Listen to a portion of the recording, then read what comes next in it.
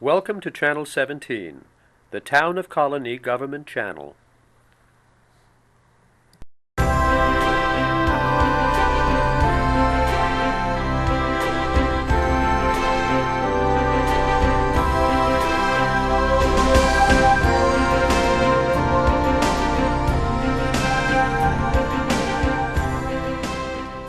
Hello, welcome to Parenting in the 21st Century. I'm Zina Shevchik. This is the second part of a two-part set of interviews with social workers from Parsons Child and Family Center in Albany. Our first program was about foster parenting. Today we're going to talk about adoption with Damarise, Alexander-Mann, and Tony Torres. Thank you for coming again. Thank you for having us. At the end of our last program on foster parenting, I realized that I didn't ask if we didn't have enough time for me to allow you to tell our audience about yourselves and your experience and just exactly what you do at Parsons. So I'll give you that opportunity now. Okay, great. Well, my name's Damarise Alexander-Mann. I'm the Director of Foster Care and Adoption at Parsons Child and Family Center. We have 13 staff that work with the various counties in New York State, and we look to have children in either foster care, or if they're free for adoption, we look to find families for the children to be adopted in. And it's the kind of work that you can be very proud of doing. So. How long have you been at Parsons? I was at Parsons it's been a total of about 6 years. I recently returned in August of 2007, and prior to that, I had raised my children, but I started my career at Parsons as a social worker in foster care. So you are a director of foster care? Yep. And adoption. And adoption, Parsons, so yes. That is your official title. Yep. Okay. Thank you. Tony? Well, I've been at Parsons part-time for about 15 years now, and my role there is to essentially recruit, train, and certify foster and adoptive families. So I'm really pretty much on the front end of trying to get families connected with what the services that we provide, with understanding the system of foster care and adoption. And I think, as we talked about at the last segment, we do these orientations, basically general information for the public, at least 3 or 4 times a month, and they occur pretty frequently at Parsons Child and Family Center. And the one thing that I think is important that we didn't mention the last time around is that Damarise and I have both been foster parents. Damarise has adopted. I did not have the opportunity to adopt the 2 children that my wife and I fostered. But I had a 14-year-old for 4 years, and he left us when he was 18. And I had a 5-year-old for a year. So those experiences, I'm able to speak about those experiences both on the side of being a social worker at Parsons and also from being a foster parent. Thank you for adding that. I also think it gives an extra dimension to your work and your experience as well. So now I would like to talk about your work with adoption at Parsons. And my understanding is that the children who are adopted from Parsons come from either your foster care parent system or your residential care program. Am I correct? Yes, that's correct. Okay, and so there's so the effort is always to keep the families together, and adoption is, I understand, a last resort kind of situation, or am I wrong? Yeah, I mean, in the process, the way children come to our agency, something has happened that's separated them from their caregivers, which are typically their biological parents, and our goal is to reunite as much as possible. When that cannot happen, then we work with parents. Parents will make a very brave decision at times to surrender their parental rights, and then the child is available for adoption. What is that? The surrendering. It's a legal process. Yes, where the parent actually says, basically, my child's been in care. I'm still working on things. My decision is to allow them to become adopted by a family that can provide for them.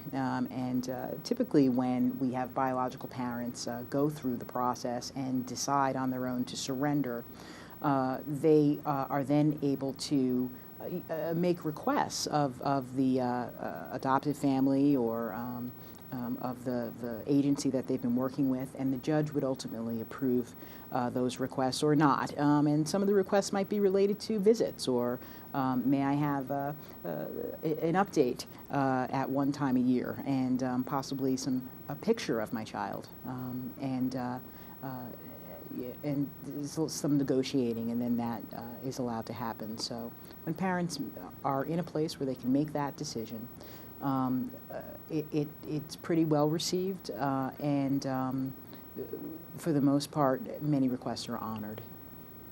How many adoptions do you think about occur from Parsons on an annual basis? Do you have figures? I do know, I was at a talk on Wednesday, that we have had several hundred adoptions in the last 10 years. In the past 2 years, we have had 25 adoptions occur. Right now, what happens is we get all of the paperwork done, and then we have to secure a court date to make it final. So is foster parenting a prerequisite to adoption? In other words, does the child have to require to, or does Parsons ask that the child live with a parent, live with a potential adopting parent before the actual adoption occurs? Is that something that's normal, a regular, rather, occurrence, or? Yeah, I would say that it's not necessarily a prerequisite, but clearly at the time that we're looking for families to be potential resources for children, that there is a period of time in which, as Damarise indicated, we have to petition the courts for that adoption to actually occur. And so that period of time could be lengthy. And so while that is taking place, the child is essentially living with the family that has chosen to adopt that child.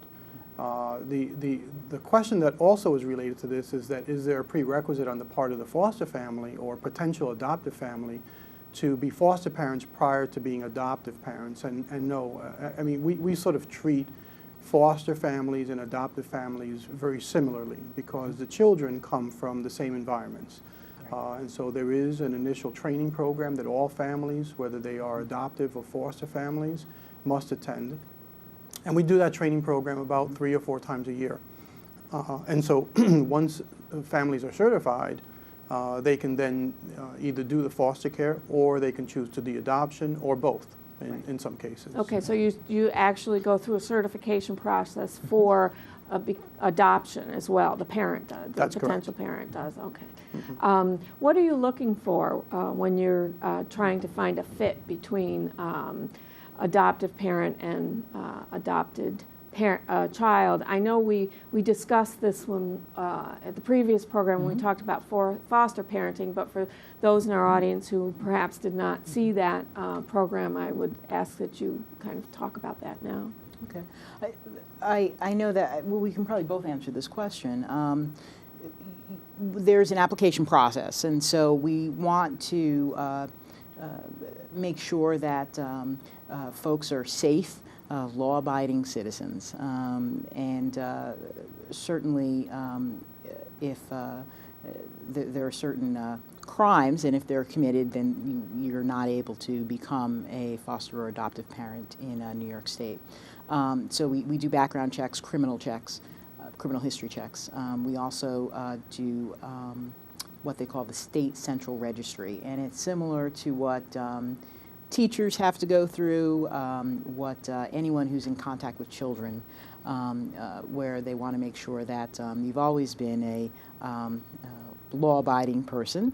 And once that's done, then we want to look at personal references and professional references. It's not a requirement that you have a PhD to be a foster or adoptive parent. We have many that have no education beyond high school, and that's fine. But we want to kind of get a sense from your colleagues and from your friends who you are and how you live your life. And so we'll get personal and professional references. We also want to have them kind of go through the training and respond to questions about parenting. And then we will, between classes, work with the potential foster parents to just kind of explore more how they would handle particular situations.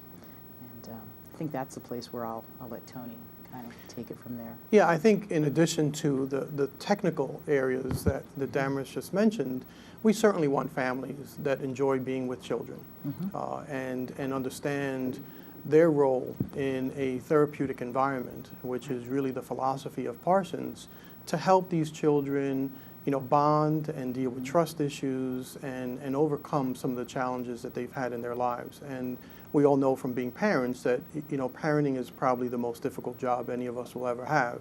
And so, the reference that I often tell families is that, I've known my oldest son for 10 years of his life, and I still have to correct him on a regular basis.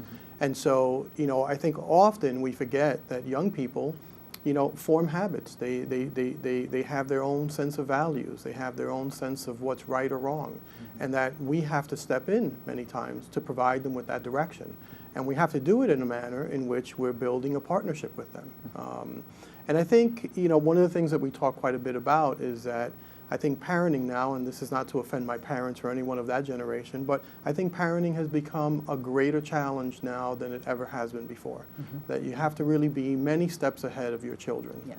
And you have to really work closely with them so that they can buy into that whole process of values and what's right and wrong. And why are you asking me to do this? The days of saying you do it because I told you so just don't work anymore. And so you really have to work in partnership with the children. And are there any requirements or preferences as to a two-parent family, a one-parent family, same-sex couple, age, income? You did mention something about not needing a PhD, so that I kind of wonder about the demographics. If you're looking for racial or religious similarities.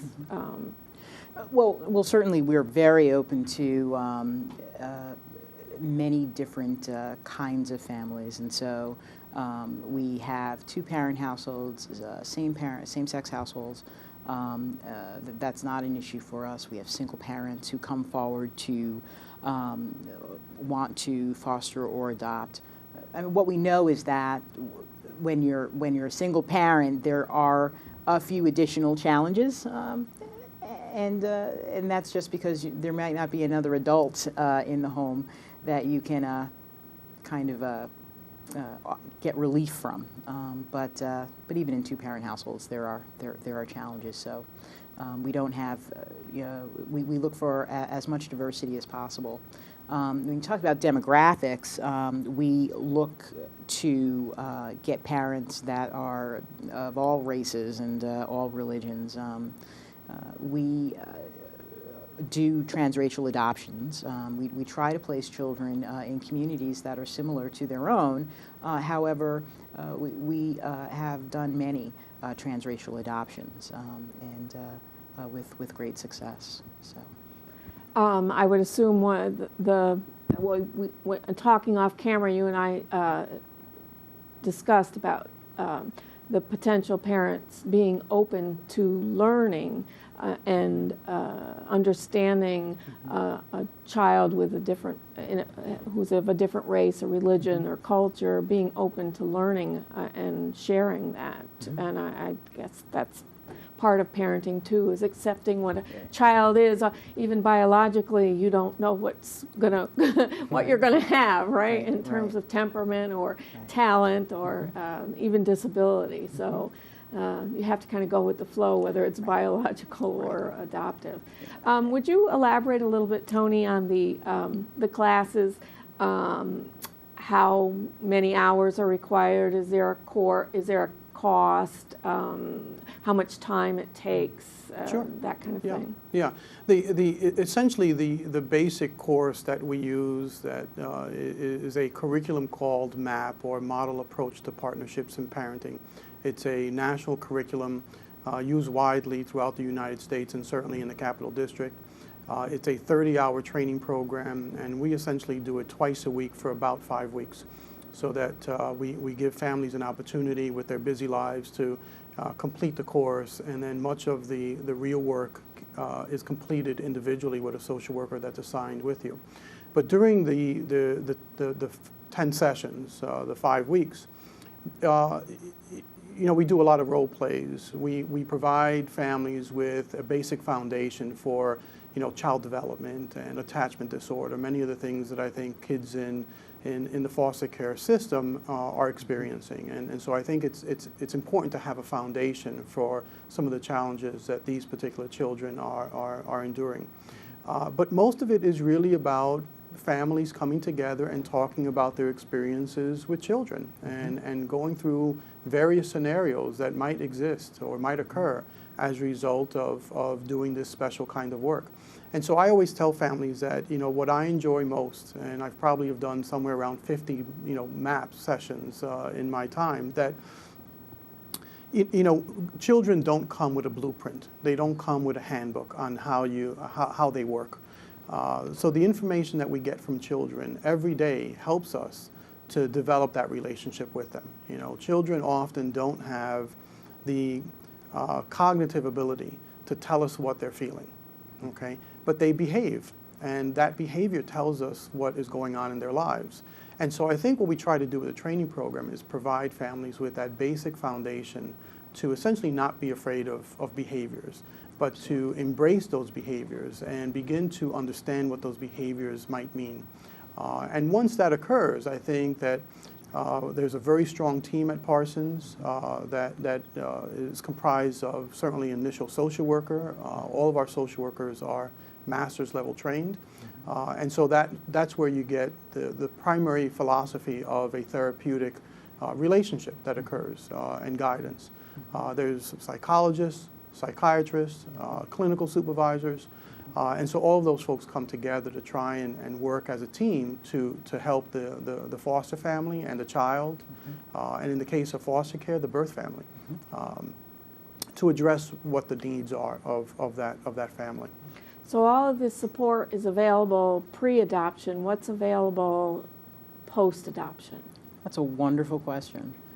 We have a program called PARC. It's our Post-Adoption Resource Center. And it offers support groups for individuals who have gone through the process of adoption at Parsons. A part of PARC is that it serves families who are within a certain income criteria, but then we have other families that are not within that income criteria that also participate. Our Post-Adoption Resource Center also offers resources. If it's not uncommon for a parent to call and to ask about needing advocacy because they might be dealing with a school issue, and they don't know how to navigate the educational system to get special services. And so we have staff that will provide that information for the parents. Now, our PARC program is a separate program from our foster and adoption program, and although it is under the umbrella of Parsons, and so we can provide that information at the end of the tape, so that folks, if they have adopted through Parsons, they can access that. There are also support groups. I think I might have mentioned that. Can you talk a little bit about any costs involved with adopting from Parsons? I'm guessing that there's legal fees, but is there anything above and beyond that that's involved that you're? Well, there are legal fees, and typically our attorneys that work on the adoptions in the Capital District work with the counties, and so our attorneys will bill the counties directly for that. And so That's a part of something called a non-reoccurring expense. And so are there legal fees? Yes, and they're often covered by the county. Additional costs, I'd have to think for a moment. No, we really try to help as much as possible families make adoption happen, and so that's why there are a lot of these resources available to reimburse parents or cover costs. How can someone who's watching our program find out about the children who are available for adoption at Parsons?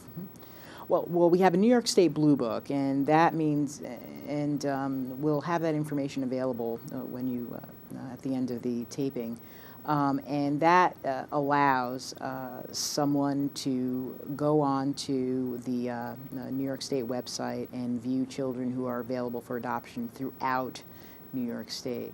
If you wanted to find out about adoption and children available for adoption at Parsons, you would have to go through our training, and then we're able to provide information about children that are available. Okay, I just want to mention that the library actually has those, the New York State Blue Books, Yep. Waiting Children, Yep. I think it's Yep. called, and it's a series of notebooks, loose leaf notebooks that are updated, if not every week, at least every month. And they are on the website that we're going to give you information on. So, okay, so both at the library and on the website. Good. Can you talk a little bit about the concept of open adoption? Because I know that's often in the news about parents and children being aware of transparency involved with the adoption. Well, we have families that parents will make a very brave decision to surrender their parental rights and allow their child to be adopted by another family. And they may request an open adoption, particularly with children that are a bit older. And so they may want to be able to see them once a year. Or they may want to be able to have the children visit with their siblings. And that would be an open adoption. Open adoptions are incredible. It really speaks to the bravery of the parents, but also the bravery of the adoptive parents. And my experience at Parsons with open adoptions is that they've been successful. Certainly what makes the news is those that perhaps haven't been as successful, but my experience is that they can be great, very successful. Is there ever a situation where a child has any legal right to say whether or not they want to stay in contact with birth parents? And I guess what I'm asking is what the legal rights of children are, both in terms of being adopted. I assume if they don't want to be adopted, that they couldn't be forced to do that. In the same way, if they didn't want contact with their birth parents, is that, I assume that's a legal issue. But again, I'm asking really what a child's legal rights are with an adoption process. Within the foster care system, we always have a permanency goal, and we know that when children get to an age at like 14, they do have the right to say, I do not wish to pursue adoption. I would just rather pursue independent living. I'll live in a foster family. I'd like to live in one foster family until I graduate high school and go on to college. But I don't want to be adopted. And they have the right to say that, and we need to listen to that.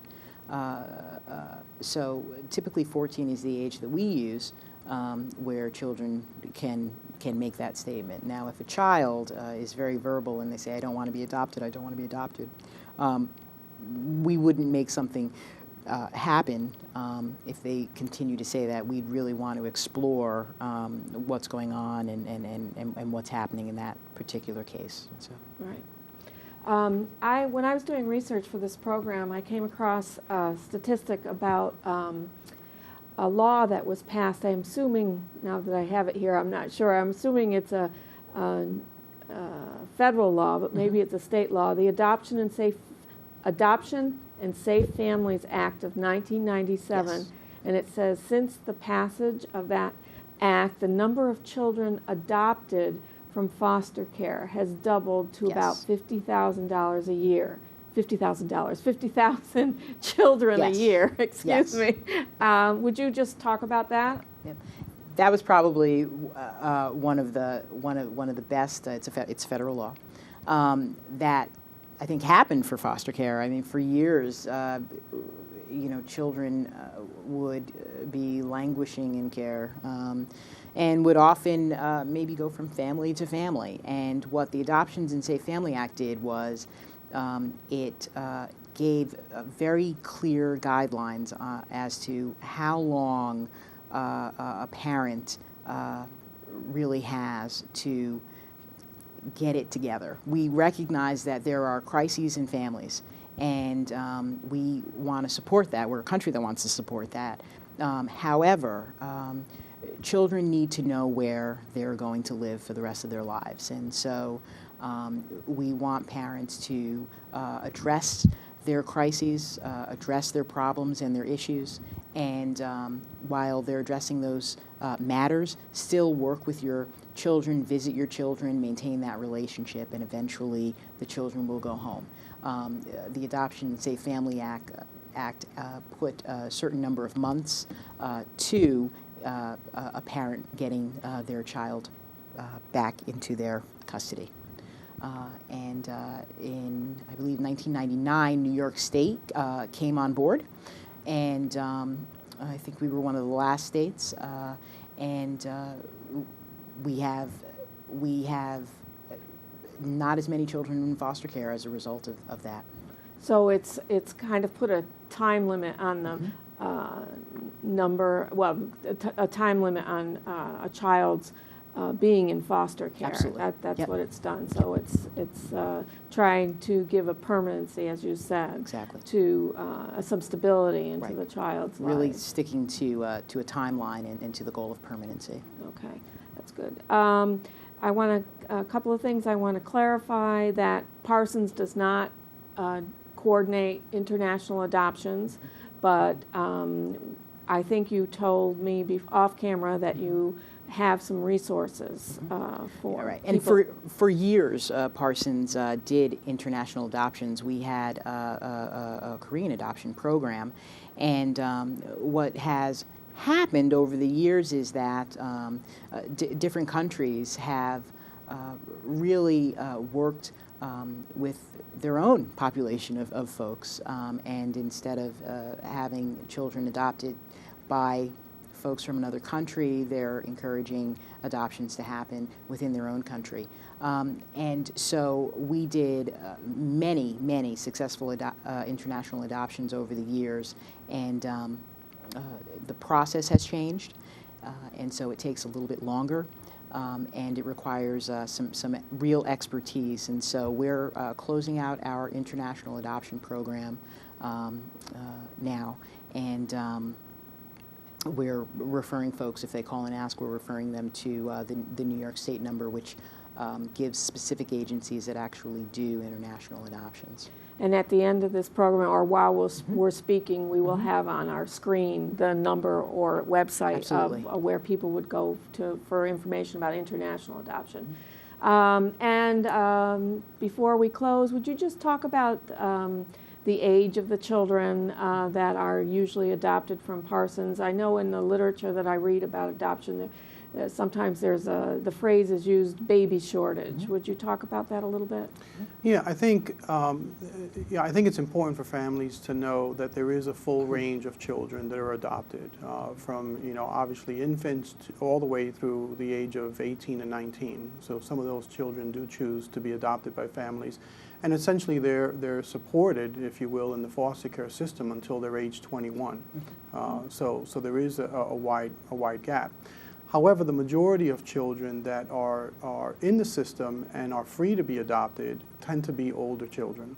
It's difficult to sort of give you an average age, Right. but I would say that most of the children are probably 9, 10, and older. Yep. And so when you hear the phrase baby shortage, I think what that often refers to is for families that would like to adopt an infant, that there really are not as many families or children out there that are available for those families. And so for most of the families that I think that walk through our doors, one of the things that we talk with them about is being open and flexible. Because the more flexible one is, the more likely that an adoption will occur. And that might entail gender, the number of children, the race of that child, religious background, so on and so forth. And so for families that are looking specifically to adopt an infant, 6 months of age and younger, there will be many challenges in trying to identify children that are free to be adopted of that age. Absolutely. Absolutely. Okay, before we close, is there anything either of you would like to repeat, reiterate, or emphasize that we've, perhaps something we've missed? Well, something that Tony just talked about around support. When we have families come forward, we really encourage older child adoptions. And so something that folks should be aware of is that children that have been in the child welfare system, if they're 12 or older, even if they're adopted, they are eligible for funding, college funding, or additional vocational training, even after they're adopted. So if a family were to decide to adopt a child 12 years or older now, that child would receive higher education funds because they were in the child welfare system at the age of 12. And I think that's important to put out there, and it's also new information that we want to really take down as many barriers as possible to encourage older child adoption. And I've seen them happen, and it is very beautiful, and it's the one thing that I really get a lot of joy from watching occur and watching families really embrace a teenager. It's pretty fantastic. Yeah, I mean, the only thing I would add to that is that, we know that families who are thinking about foster care and adoption have been thinking about it for many, many years before they take the step of coming to a meeting. And, our meetings are really general information. The MAP training program, if one chooses to apply and go through that process, is free. So there are no obligations in any way. And so I think part of what we try to do is give families more information, have them talk with other foster families and adoptive families so that they can be better educated on what the issues are. And I think it's important to know that, before I became a foster parent, I was a social worker. And, my wife and I would often talk about what this experience might bring for us. And despite the fact that I did the training and I was on this end of the table, I still went home apprehensive, not knowing whether I was making the right move. Absolutely. And so that is very natural, I think, for families to not know if this is the best move for you. But I can tell you now, years later, that my children still ask for the kids that we had in our home, and I think it made them appreciate their own lives and the fact that we were able to open our home to children that were not as fortunate, and hopefully have a positive impact on their lives. Absolutely. Thank you very much for coming here Thanks for both having us. programs, Damarise, Alexander-Mann, and Tony Torres. Thank you for being with us, Parenting in the 21st Century.